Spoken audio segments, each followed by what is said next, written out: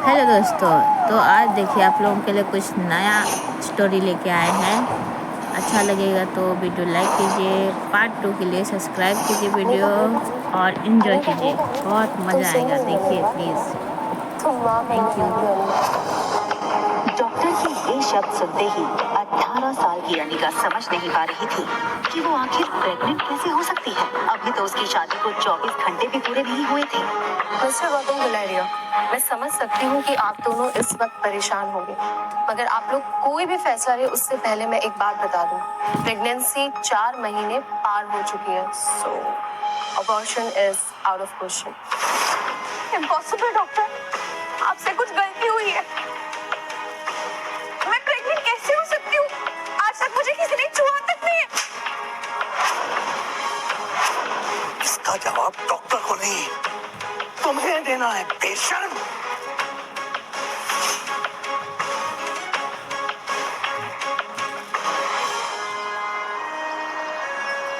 अक्सर कार की back seat पर बैठने वाले गौतम आज अनिका को पीछे बैठाकर खुद ड्राइवर के साथ वाली सीट पर बैठ गए थे, मानो ऐसा करके वो अनिका को अपनी नाराजगी जता रहे हों। अनिका जानती थी कि एक बेटी होने के नाते आज उसने अपने पिता को दुनिया का सबसे बड़ा दुख दिया था, एक बिन ब्याही मां बनकर। इतना दुख उन्हें अनिका की मां के गुजरने पर भी नहीं हुआ होगा। अनिका को ऐसा लग रहा था मानो आज मनाली का हर इंसान उसे सवालिया नजरों से बस एक ही सवाल पूछ रहा हो कि कौन है इस बच्चे का बाप। लेकिन इसका जवाब तो अनिका के पास भी नहीं था। गुलेरिया हाउस ब्रिटिश के जमाने का मकान था। कहा जाता था यहाँ इंग्लैंड के अधिकारी वेकेशन मनाने आते थे, लेकिन अच्छे से मेंटेन न करने की वजह से पिछले कुछ सालों से थोड़ा बज्जर सा लगने लगा था।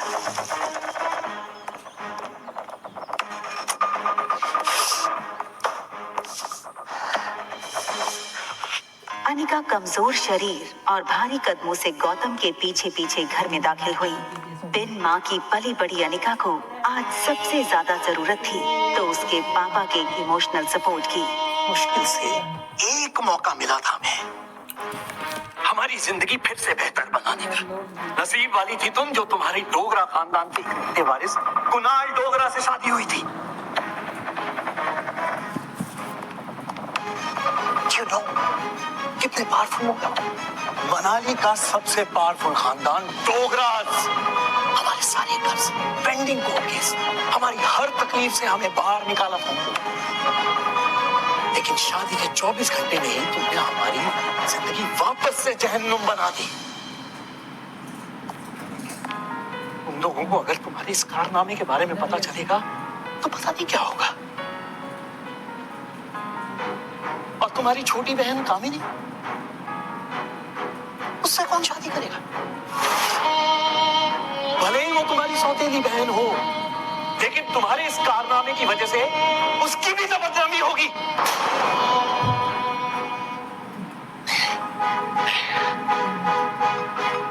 जब तक ये मामला खत्म नहीं हो जाता मैं कामिनी को और तुम्हारी मां मनीषा उसके भाई के घर भेज दूंगा। लेकिन आज नहीं तो कल सबको पता चल ही जाएगा। आज तुम भी अपनी मां के साथ। अनिका वो सुन चुकी थी जो गौतम कहते कहते रुक गया था। अगले दिन सुबह गौतम ने घर में लगे सारे सीसीटीवी के पिछले 5 महीने की फुटेज को खंगाला और बारीकी से देखने के बाद वो हैरान रह गया था कि पिछले 5 महीनों से छोटी मोटी बीमारी के चलते अनिका घर के बाहर कहीं गई ही नहीं थी। ये देखकर गौतम का गुस्सा अब आश्चर्य में बदल गया। उसे इतना तो समझ आ गया था कि कहीं कुछ तो गड़बड़ थी। जल्द ही अनिका की देखभाल के लिए एक नर्स रखी गई। लगातार देखभाल और दवाइयों से अनिका की सेहत में काफी सुधार आया।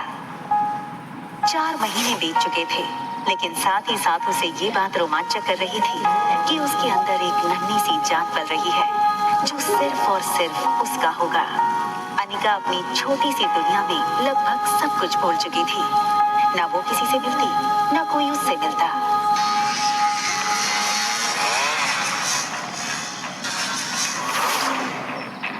अनिका ने जैसे ही लड़की को देखा, उसकी धड़कन मानो डर और टेंशन से तेज हो गई।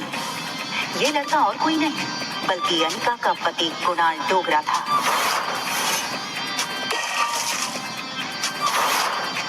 कुणाल की शादी अनिका से भले ही उसकी मर्जी के खिलाफ करवाई गई थी, लेकिन अपनी बीवी की कोख में किसी और का बच्चा देखना कोई भी मर्द बर्दाश्त नहीं कर पाए। कुणाल शादी के मंडप से सीधे दिल्ली अपने कॉलेज की पढ़ाई करने चला गया था और वहीं पहुंचकर शादी के दूसरे दिन उसे अनिका की प्रेगनेंसी की खबर मिली थी। अरे कुणाल बेटा, आज अचानक से तुमने फोन किया कि तुम आ रहे हो। कॉलेज की तुम्हारी छुट्टियां शुरू हो गई क्या? कमाल है, 4 महीने के बाद मैं घर आना, अपने दामाद को इस तरीके से वेलकम करेंगे। और वैसे भी बहुत कुछ बदल गया है अब यहाँ पे।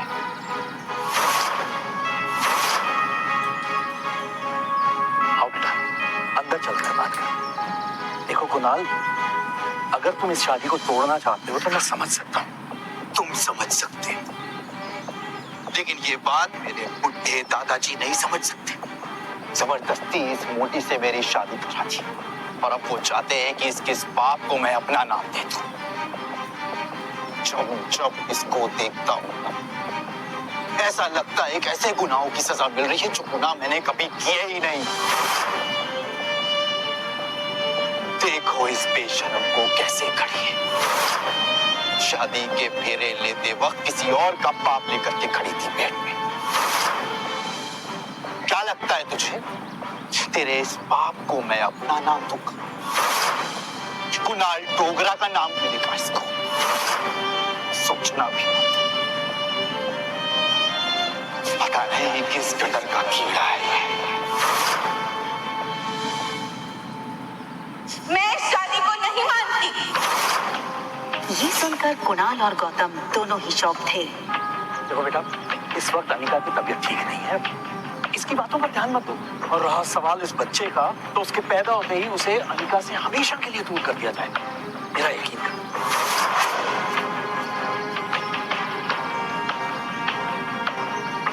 ठीक उसी पर अचानक से अनिका के पेट में जोरों से दर्द शुरू हो गया। दर्द के मारे एक झटके में अपनी पीठ के बल गिरी। अनिका, मम्मा मम्मा मम्मा, प्लेन लैंड होने वाला है। देखते ही देखते आज 6 साल बीत चुके थे और सामने थी उसकी 6 साल की बेटी रिया। रिया का मासूम चेहरा और उसकी खूबसूरत कत्थई आंखें देखकर अनिका की जान में जान आई। मम्मा, क्या हम पापा को ढूंढने जा रहे हैं मनाली? मैंने कितनी बार कहा तुमसे, तुम्हारे पापा नहीं है। कम ऑन मम्मा, हमारे तो टीचर सिखाते हैं कि सब बच्चों के मॉम एंड डैड होते हैं। तो क्या मैं गेमिंग वर्ल्ड से आई हूँ या फिर मैं किसी जादू करके हेड से बाहर निकली हूँ? आब्राकडाब्रा, रिया बाहर आ जा। तो मनाली में मेरा भाई मिलेगा क्या? रिया का ये सवाल सुनकर अनिका गहरी सोच में डूब गई थी। उसे याद आ गया कि कैसे 6 साल पहले उसने मनाली के हॉस्पिटल में जुड़वा बच्चों को जन्म दिया था। अनिका के पापा गौतम की कद काठी के एक आदमी ने उससे उसके दोनों बच्चों को छीनने की कोशिश की थी। कमजोर अनिका ने बड़ी हिम्मत से उस आदमी को रोकने की कोशिश की और उसका सामना कर रिया को तो बचा लिया, मगर अफसोस कि वो अपने बेटे को नहीं बचा पाई और वो आदमी अंधेरे में उसके बेटे को लेकर भाग गया था। और इसी वजह से अनिका की मौसी उसे बचाकर बेंगलुरु ले आई थी, जहां अनिका का इलाज भी हुआ था।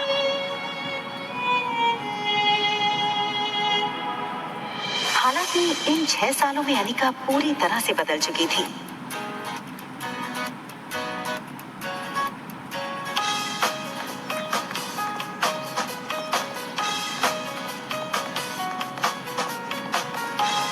हार्मोनल इम्बैलेंस की वजह से फूला हुआ उसका शरीर अब एकदम ही से नॉर्मल हो चुका था।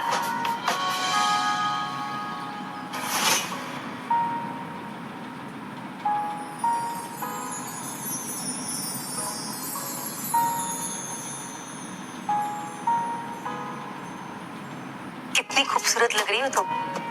मनाली में तो लोगों के होश उड़ जाएंगे।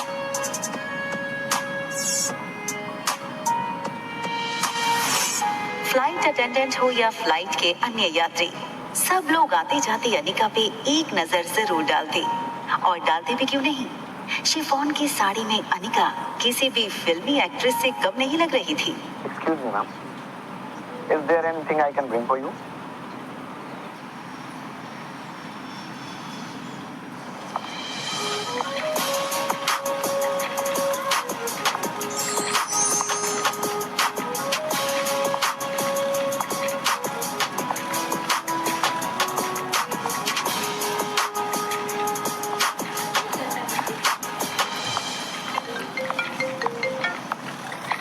हेलो पा। कुणाल तुम्हें लेने एयरपोर्ट आ रहा है, तुम उसके साथ सीधा घर आना। यहाँ पहुँचते ही तुम्हें 2 पेपर्स पे साइन करना है, एक डिवोर्स पेपर और दूसरा वो।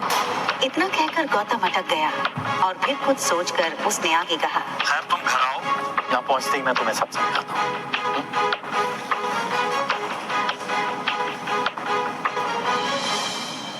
इन 6 सालों में कुणाल भी काफी बदल चुका था।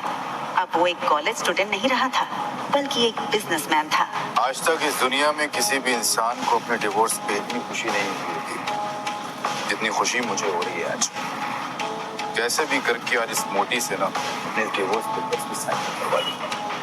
आप फिक्र मत कीजिए सर, आज मैं सुबह सुबह माता के दर्शन करके निकला हूँ और मैंने भगवान से प्रार्थना की है कि आज आपकी हर मनोकामना पूरी। आप चिंता मत कीजिए, आज आपके पेपर साइन हो ही जाएंगे। अच्छा सुन, जब जब मैं उस मोटी को देखता हूँ ना, मेरा मूड ऑफ हो जाता है। आज मेरा मूड अच्छा है और दिन भी, तो अपना मूड ऑफ नहीं करना चाहता हूँ मैं। एक काम कर, घूम के खड़ा हो जाता हूँ। भले उसने तुझे नहीं देखा है, तेरे हाथ में जब ये बोर्ड देखेगी तो तेरे पास खुद ब खुद चली आएगी। सीधा कर ले बोर्ड को।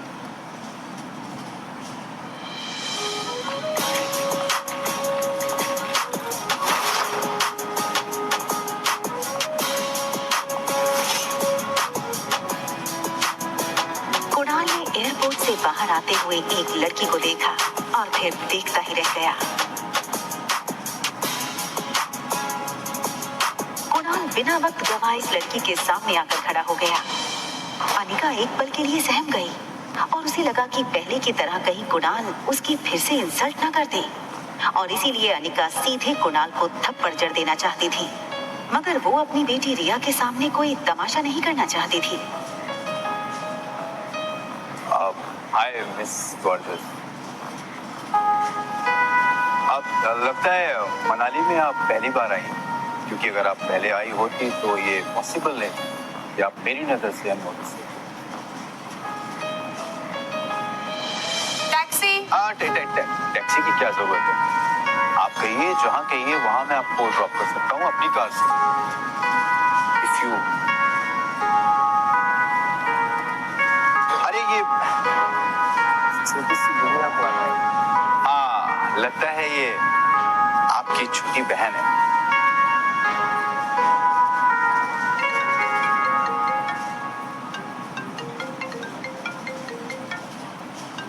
हाँ, क्या तुम्हें अनिका दिखी बेटा? ना दिखने के लिए आपकी बेटी कोई सुई तो है नहीं जो वो दिखेगी नहीं। जब आएगी तो फिर वही तो दिखेगी।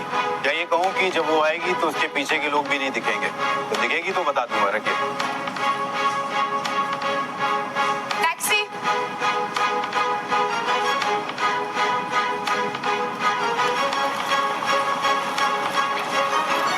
टैक्सी वहां से निकलने ही वाली थी कि तभी कुणाल ने टैक्सी रोकी।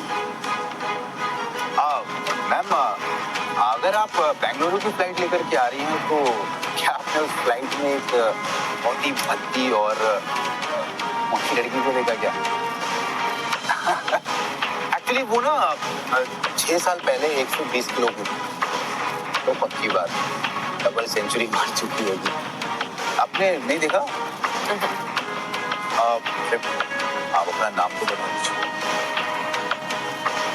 ये सुनकर अनिका ने बिना किसी भी हाव भाव से धीरे से कहा, पार्ट 2 देखने के लिए वीडियो को लाइक कीजिए एंड सब्सक्राइब कीजिए। बहुत मज़ा आएगा, प्लीज़ देखिए वीडियो को।